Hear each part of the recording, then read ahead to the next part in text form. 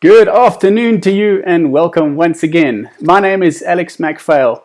I love high performance teams and today I've got an interesting guest for you.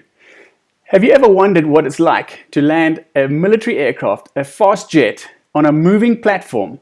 The Charles de Gaulle is the nuclear aircraft carrier with the French Navy, and today my guest is Pierre-Henri Chuet, who spent many hours, days and years operating off these aircraft carriers, so stay with me.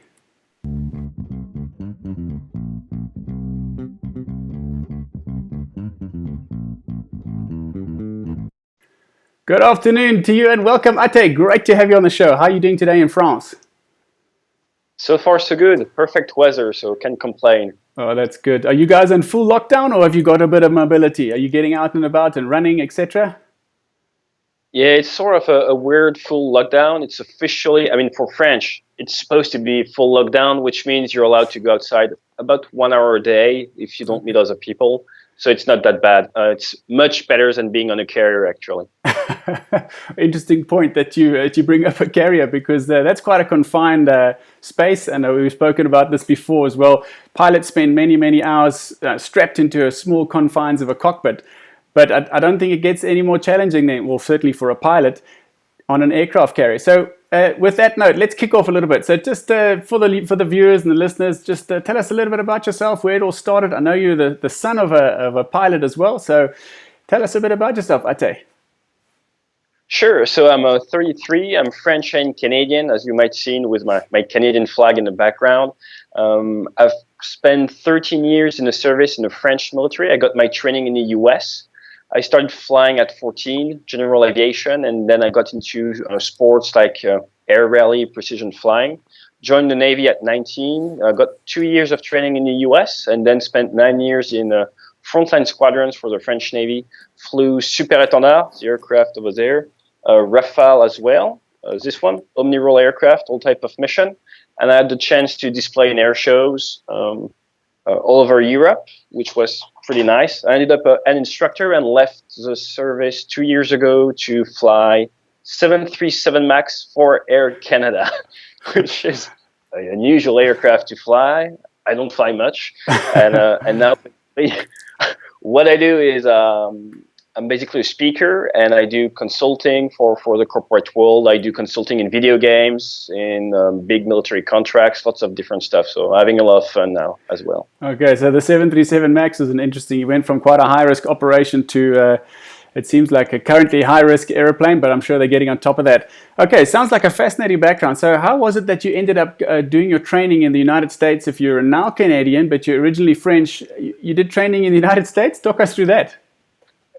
Yes, back in the days, we had a big Navy, so we had our own schools, and it's been about 30 years now. We ship our sailors or training officers in the US to get the training there.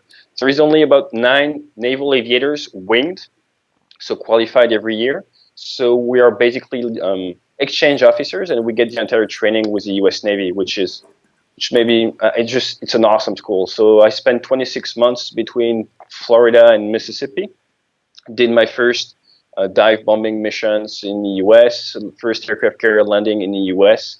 And once you're qualified, you go back to France, and then you go through all the French navalization process. But it's easier to land on the US carrier than on the French one. The French one is much smaller. So. Well, give us a sense. Okay, so you've brought up quite a few interesting things, and I'm going to try and weave through this conversation. There's a lot of people already starting to say hello and ask questions. Welcome to you. Please bring your questions. I'm sure Ate is very keen to get stuck in. So the first thing you mentioned now is that the US naval platforms are a bit bigger. So what's the scale? How big is that Charles de Gaulle footprint of landing, and how big is the US one? What was the one that you landed on in the US? Sure. So just to give you a rough idea, a US carrier is up to 100,000 tons, 100, and the French one is 40,000 tons. So it's like 40% the weight of a US carrier. In terms of crew, you've got 6,000 people on board a US carrier. You only got 1,900-ish on the French carrier. So our boat is much smaller, and because it's smaller, the constraints just go up the roof.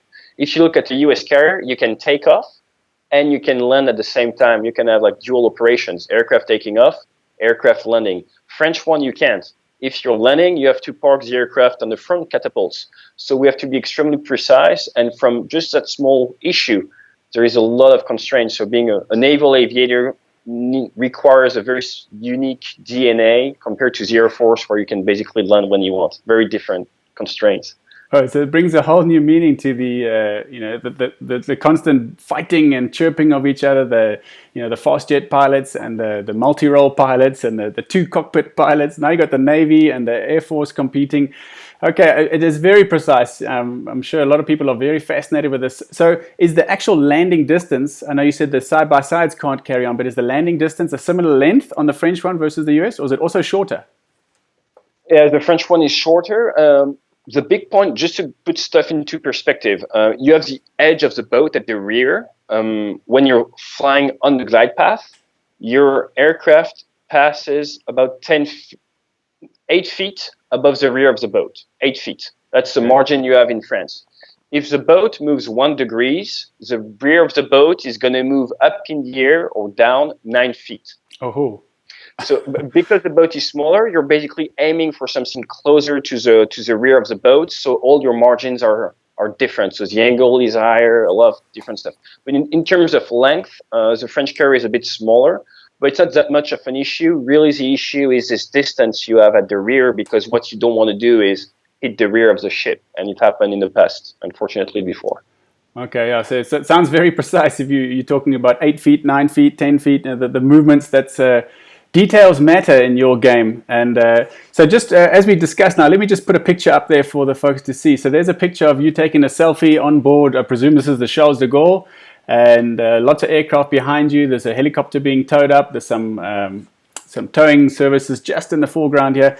Give us a sense of what happens on an operational part of the day. You know, there's obviously a lot of support, but as you're preparing to depart, how many different services are you interacting? How big is this team just to get you airborne? A lot. I'm sure you've seen Top Gun before. Sure. Can't wait for the new one. Yeah. So you recall the ending scene when you have all the guys on the flight deck and everybody's cheering and applauding, all that stuff, cheering Maverick and the rest of the guys. So you see there are a lot of guys on the flight deck, and it is true. You do have a lot of guys. And to make stuff easier, because there is a lot of wind, when we catapult or recover aircraft, you have between 25 and 32 knots of wind on the flight deck. So it's a very loud environment. So to know who's who in the goo, basically everybody has different colors. So let's say you're dressed in brown, it means you're in charge of an aircraft. You're dressed in red, you're in charge of munition. So you have a lot of guys around you. Usually when you're starting the aircraft, you have 6 to 12 mechanics around you, and you know exactly who's doing what. So let's say you have an issue with a bomb, you're going to sign the ground guy, is going to then get the red guy, and the red guy is going to come on the earphone. So everything is very precise, but on the flight deck at any given moment, you easily have more than 100 to sometimes 200 people, plus guys below the deck working on the nuclear engines, guys making sure the boat is steering in a good direction. I mean, it's a small airport. It's a small town, basically. It's 2,000 people living together. And at any single time, you have at least 35% of the crew working. Okay, well, that sounds fascinating. It sounds like a nice complex arrangement, but you're making it nice and clear and simple with the colors. That must be good. There's a few people asking some questions and saying hello. So hello to everybody. Thanks for joining. Do you need to be French, or how good do you have to speak French to be able to join the French Air Force or the French Navy, as it were, for you? It can help. Yeah, speaking French is usually a good idea. Jokes aside, yes, you have to be a French citizen. So I've got dual citizenship. You have to be a French citizen, and that's basically it. And you have some French exams. So you could imagine you're a French citizen, but you don't speak French. Chances are you're not going to make it through the training. Okay.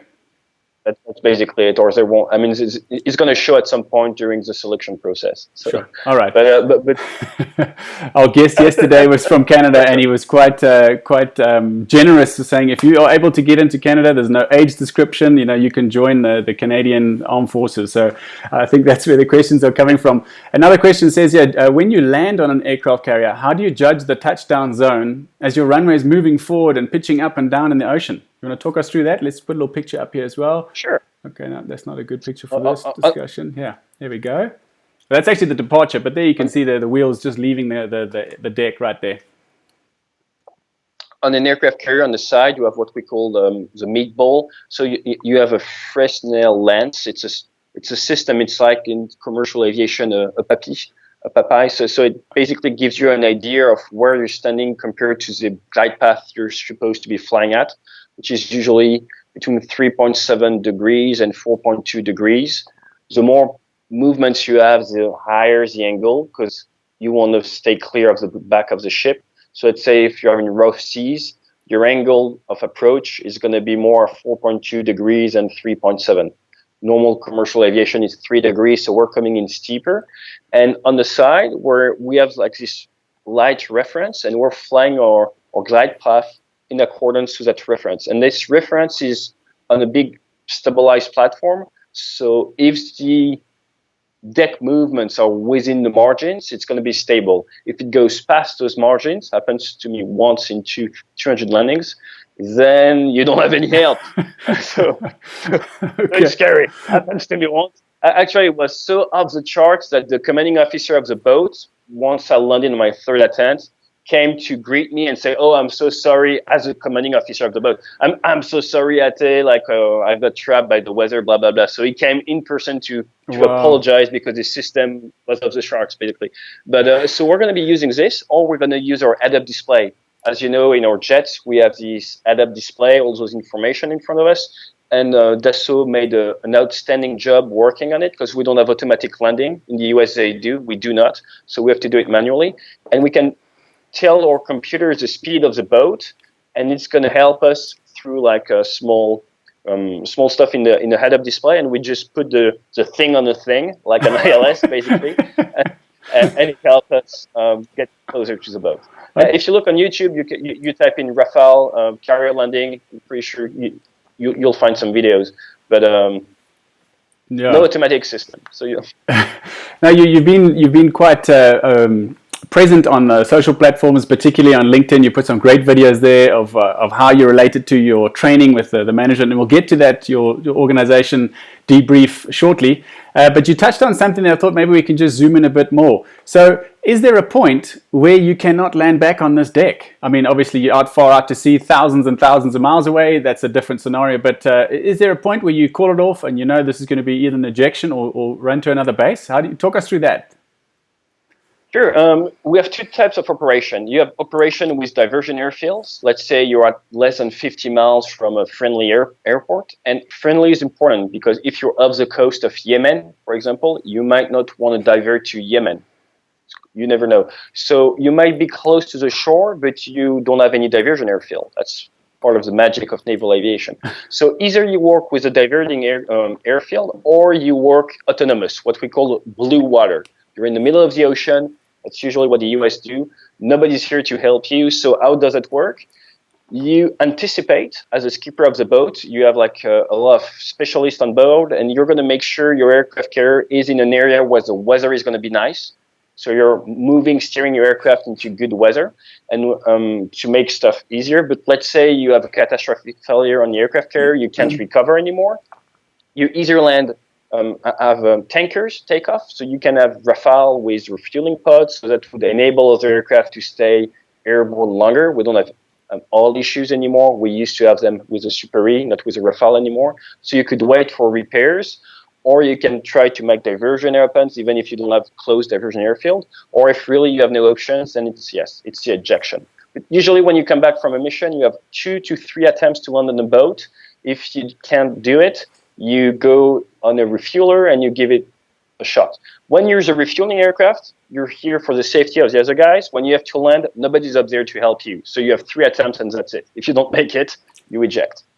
So it can be a stressful job. That's quite rough. Okay, so talk us through then how you build up. Okay, so that first approach didn't work out well. You kind of shake it off and you get ready for the second one. But by then your stress does start building, and the third time, I'm sure your third time, the stress levels have got to a point where you know that A, you're not functioning as well as you were 10 minutes ago, but B, this is your last attempt before you break it off. So talk us through the moment after that where now you're going to go meet up with the tanker, refuel, and how do you get yourself detuned again to be back in the zone again for your next 3 attempts in a few moments' time?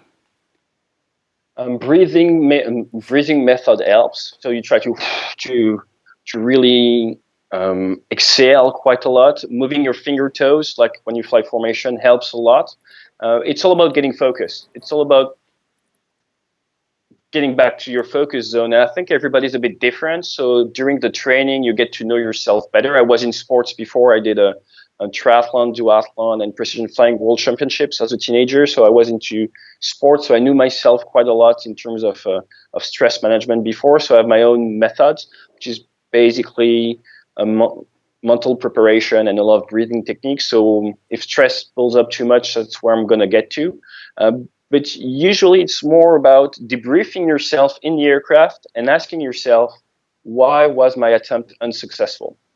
And you try to analyze what you did, why it didn't work, and what you're going to change. Because usually if your landing didn't work, it's because of something. And you're going to try to identify what it was, and you're going to change something. And on your next attempt, you're not going to do copy and paste from the previous attempt. You're going to implement this change. So we're always into this. And stepping back, I analyze what I'm going to change. Oh, I'm going to try to change this. One time when I was a young pilot, it took me 7 attempts to land. 7. Oof. That sounds, that must be a major stress, major stress. And it was around lunchtime. So 7 attempts, that's 2 air refueling in the middle. 7 attempts like that takes you about an hour-ish, slightly more than an hour. So it was something, but the issue was coming from me. I wasn't stepping back, analyzing what the issue was, and I wasn't implementing changes. So the guys on the boat wanted me to analyze it by myself, so they wouldn't help. But it was a training mission. And until I understood I had to implement changes, they just let me try again and try again and try again. Wow, that's a real a baptism of fire on that one. Wow.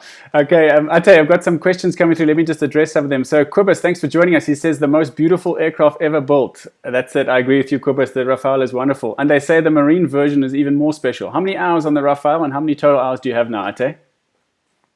I've got 2,500 hours total. I've got 800 hours on the Super E, this one, and I've got 800 hours-ish on the Rafale as well. Oh, that's 200 carrier landing. 200 carrier landing sounds like a decent one. There, I put a picture up of the of you standing in front of the aircraft. Looks like you're on a land base, not at sea, and you can just get the perspective. A, it's a beautiful airplane, and B, it's quite a big thing too. You know, it's a big piece of machine that you're throwing around there. Talk us a little bit about this. I'm going to put another picture that you shared with me of the condensation, as there must be a nice hard pull up. Talk us through the sort of the flying of this airplane. It looks like a beauty to fly. Sure. So it's pretty big. I mean, it's about 10 tons empty weight, up to 24.5 tons with everything below it. Taking up from the boat, it's a maximum of 21 tons, usually 25. Air shows that would take off at 13.5 tons. Combat mission, 20 tons-ish. So the aircraft is very different depending on the condition you're flying.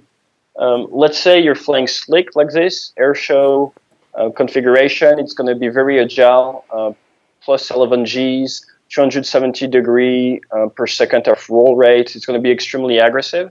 Now, if you add all the fuel tanks, 3 fuel tanks, 6 bombs, it's not the same aircraft anymore. It's going to be 150 degree per second of roll rate, 5.5 Gs. Once you take those 5.5 Gs, it's going to degrade all that airspeed. And because we have those delta wings, as soon as you go above a given AOA, your wings, just like for a Mirage 3, or become your air brakes. So you have to be very, very careful on how much you pull on the aircraft, because when he's like that, he's super fast. When you start building AOA, it just stops in the air, which is pretty cool. I intercepted an Iranian drone in the Gulf once, and he was flying at 100 knots in that direction. And I was coming at Mach 1.4 on the other side. And we went from Mach 1.4 with my wingman to 100 knots in a 180 degree turn. Cool. So just to give you an idea of how powerful the speed brakes right there can be.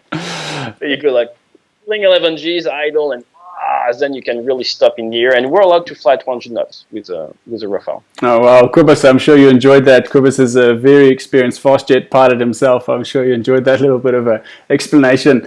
Rihanna saying hello and thank you. Very interesting. Franco, how much time between launching aircraft? is the limiting factor the steam catapult or lining up the aircraft on the deck, the actual maneuvering? Well, lining up the aircraft on the deck is really the limit. So it's usually one. I mean, we could. Two different catapults can shoot you in the air at the same time, and then it's going to take about 1 minute-ish to have another round. Is that for it's usually 1 minute. 1 minute the steam to build up again? Is that what you're saying? And just like the time to taxi the new aircraft and have it attached to the steam catapult, all that system. Okay, well, let's have a look at that takeoff right now. Here we go. I know you can't hear it. This comes from a clip linked on the show description. You can see afterwards, and this is an aircraft the Rafale's taxiing up, and it's clipping on that steam catapult now. There's a man with a white jacket. He's given the thumbs up. The man is saluted now. There goes the flag in yellow jacket flag.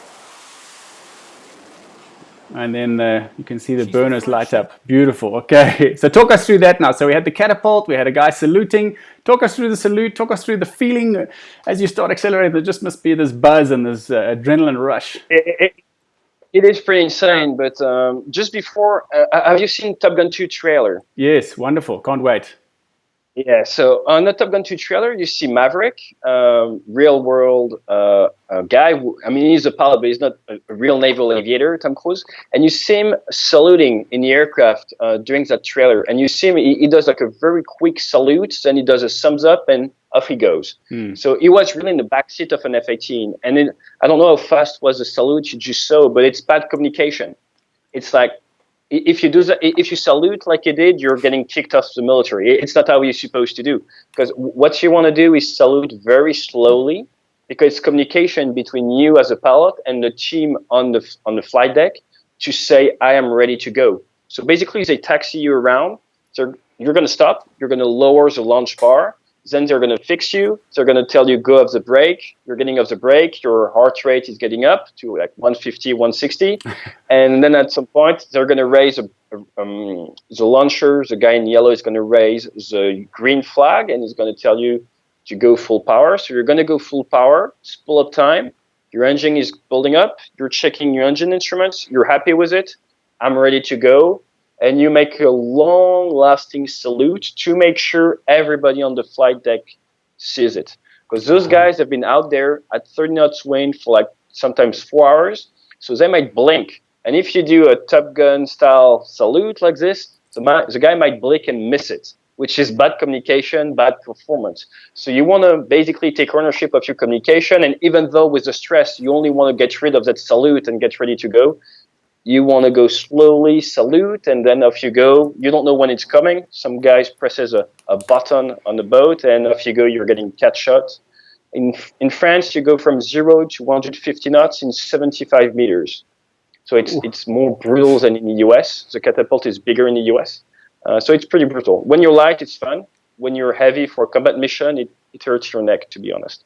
Okay, why is the feeling different? Is it obviously you sitting in this bigger pile of momentum? Is that where it comes in your neck? Yeah, so basically the pull is different. Yeah, at the end of the catch shot, you have your nose gear pops out like this. So there is this movement to put you at a better AOA, and it's a very brutal movement when you're heavy, and it's not very nice for the neck.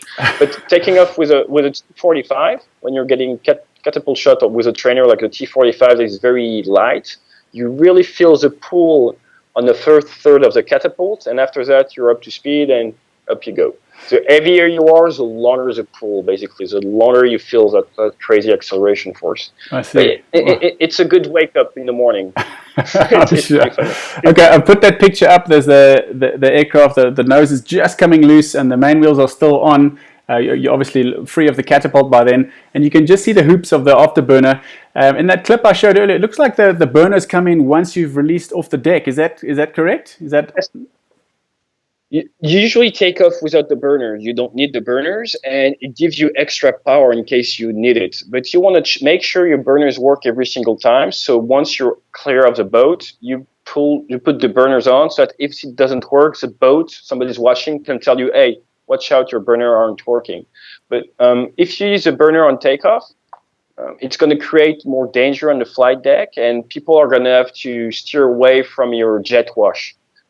First time we did a burner takeoff on the boat, so one guy got burned in the neck. So you really have to change those safety margins. So we try to do without burners because it's supposed to work without burners. If you have an issue, you pull on the burners. It's 50% more thrust, the burners. You're getting from 10 tons of thrust to 15 tons of thrust when you put the burners on. So sure. That's quite a difference. That is quite a difference. Wow. And another bit of communication. I like what you said there. That I want to just dive in there when we get to your training just now. But take ownership of your communication. Remember that everybody in this unit, this is a disciplined, high performance team, and there's a lot of interplay. And as you say now, people actually get hurt. People can die. So it's very important to take ownership of your part to play. And that long, slow salute was a good example.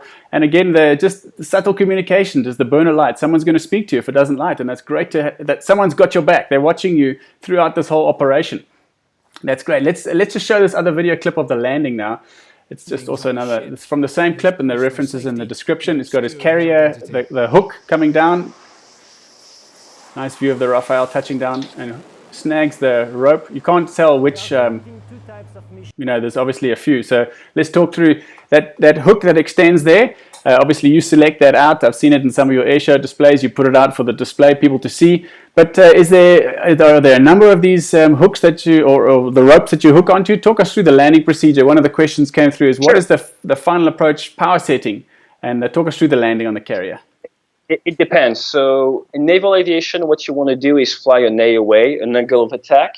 Why? Because everything has been computed for you to follow a glide path. And that glide path is computed between your where your eyes are standing and the difference between your eyes position and your hook position. So hook is here. There is a given distance between the two. And what you want is you want to have your aircraft at 16-degree AOA like this. And you want to be flying with basically your head at a very precise position to make sure your hook is at a very precise position, aiming for wire number 2. We have 3 wires on the aircraft carrier. We're aiming for number 2. If you get number 1, you're a bit too low. If you get number 3, okay, that's fine. But you're getting graded, and the best grade comes from a good pass on number 2. So this hook is maintained, it's forced down by hydraulic system, 260 kilograms of hydraulic pressure basically maintains this hook down to make sure it's forced down, and when you're touching down, just don't bounce on the deck of the aircraft carrier. So what you're aiming for is basically you're flying a 15 tons aircraft, 16-degree AOA, so you're between 125 knots and 160 knots, depending on your weight, and you're trying to aim for a boat that's moving at about 20 knots-ish, up to 25 knots. And that moves sometimes because of the wind. So day or night, after 8 hours of combustion. Well, and sorry, what is your thrust setting? Is it sitting about 85-90% on the way in? Yeah, so the thrust setting is going to depend. What you want to do is you want to maintain your angle and you want to maintain your AOA, so the thrust setting is moving all the time. With the Rafale, you have auto thrust. It's going to be around 85 to 92%. Every time you pull back on the stick a little bit, you're going to have this bigger AOA, so you're going to have some power back on. So it really depends on what you need. It's a very special method of flying the aircraft because you basically use your thrust to fly the glide path. So it's moving all the time. Okay, I'm sure that's come in handy now. We're going to get to some other questions in your airline career too. All right, so people are saying hello and awesome, thanks, very interesting. Pierre is asking, is it possible for the Rafale to take off from an aircraft carrier without the catapult, but only with a springboard? It is supposed to. We actually do have a switch in the aircraft. We have like ground mode, CVN, carrier vessel nuclear mode, so aircraft carrier. And we do have this, let's say, Indian type of aircraft carrier switch as well, because Dassault is trying to sell them to India. So yes, it could be possible. Never did. The testing haven't been done, but it's supposed to work. It should work. It's just that you won't be able to take off at maximum weight, depending on the wind, all that stuff. So usually, yes, it should work. They're trying to sell it like that, but right now it's not operational.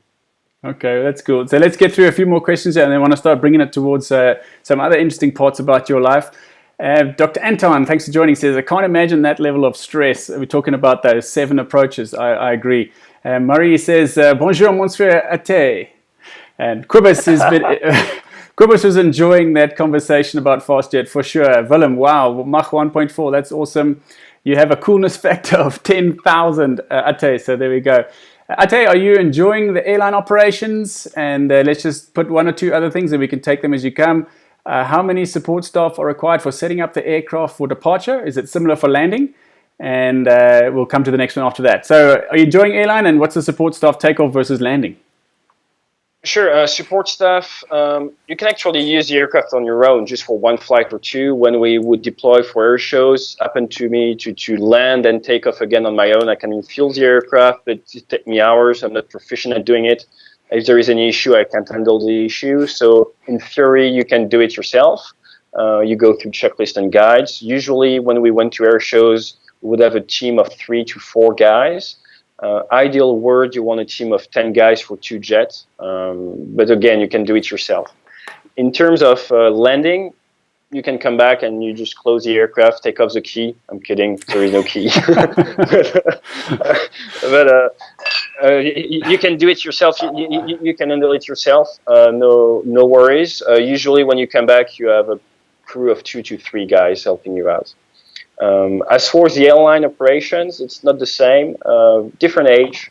I like to say that fighter aviation is a young man's sport. So it's a different career. I'm enjoying myself differently nowadays. It's a different career. Yeah, it is very different. And now you're not flying very much at the moment, which gives you a chance to explore your other business. So let me just take the last couple of questions here, then I'm going to dive into something you guys don't know yet about Ate. Right, Franco's asking support staff. We got that. Willem, thanks for joining. He says, hello, gents. Thanks for the great chat. Ate, how good is single engine performance? And have you been required to operate with one engine inoperative? I flew one engine only on Super Étendard, which is a single seat, single engine. Rafale, the engines are extremely reliable. Never had any issue with the engines. It's extremely rare. Almost no case of single engine in the fleet. Really extremely reliable engines. However, a single engine operation works just fine, again, depending on your weight and the flying conditions. If you're fully loaded with all your bombs in Iraq, it's like 45 degrees. It's not going to be as easy as flying with a slick aircraft in Brittany where it's 12 degrees. Okay, well, that's good. It's nice to have the good reliability too, that you haven't experienced it. So last 2 questions and we're going to move on. It says here, can you correctly see the aircraft carrier when you're sitting at 16 degrees pitch on the way down? And then confirm that you have no flare. And what is the rate of descent at touchdown? A rate of descent at touchdown is around 5 meters per second ish, so it's pretty brutal. In terms of pitch, you usually put your seat up a little bit. Can be an issue, especially when you're correcting, but it's just okay. It's within limits, let's say, but it is a sport indeed. It's not easy. You make it work. You take ownership once again. Okay, so let's just dive into something. I know you guys are thrilled by. I'm loving this conversation too, and the coolness factor. Anton, you're right, is wow. But here's something that's a bit interesting for you that you don't know. So it hasn't been all smooth sailing for you, Ate. A couple of years ago, you experienced a stroke. And many people have their own difficulties in life and challenges to surmount. And a stroke, certainly for a pilot, is quite a big one. So maybe just talk us through that impact of a stroke for you. You know, where it occurred, how it sort of evolved, and then your new reframing of yourself and what's next after flying. Because potentially you're not going to fly again, but then you did manage to get back into the cockpit. So take a moment there, please. Yeah, sure. So I was 31. I was a freshly qualified 737 MAX pilot, and I was coming back to France, took care of my kids, and one morning I had a stroke, so partial paralysis of one side of my face. So I spent 6 days in intense care, and I fully recovered. They discovered that I had broken one of my brain arteria, so we have 4. In an air show, I broke one of them, so I've been flying on only 3 arteria for a couple of years, and I went to combat on 3. So that's explaining the stroke. Basically, it took me 1 year of flying, so I wasn't allowed to fly for a year. To recover from the stroke, I started using techniques I was using in sports and in my cockpit in combat, and I realized that there is something you can do beyond the cockpit with all those methods. That's basically what started getting the ball rolling. So I realized, oh, maybe those stuff can help in personal development. Maybe it can help in the corporate world. So I really got the ball rolling from there. I had 1 year off, 1 year to use. So I started a business, got into speaking, consulting, virtual reality headsets, and flight simulation to have people work on their soft skills. And now I'm doing it on all over the world: China, Africa, US, Canada, France, of course. A lot of fun. And I wanted to go back to flying, but my aircraft isn't flying anymore. It was like, once I was okay to fly, it was grounded. So basically, I'm still on medical leave for a while, and I should be able to fly again in 2021, depending on the situation with Air Canada in the coming month. We'll see. But I'm supposed to be able to fly again. Okay. We'll see. Well, that's good news, and it's nice to hear. With this adversity, it's a major setback for a pilot being grounded, and that's quite a significant grounding. Luckily, there was no long-term damage seemingly for you, and you're able to get your license back. Okay, so then with this training and simulation, you're obviously bringing in your combat tours. I know you've got 2 tours to Iraq. I mean, that must have been quite a thrilling but also a scary event. You put yourself on the line for your country there. So you bring it back into your training that you do now and debrief. So talk us through the sort of the principles and the logic that you have and how you share that with the leaders of industry, your brief, be brief, and debrief. Sure. So I wrote a book called Debrief, and basically the idea is to go straight to the point. What I like to use usually is explaining to people that our brain thinks in a linear way.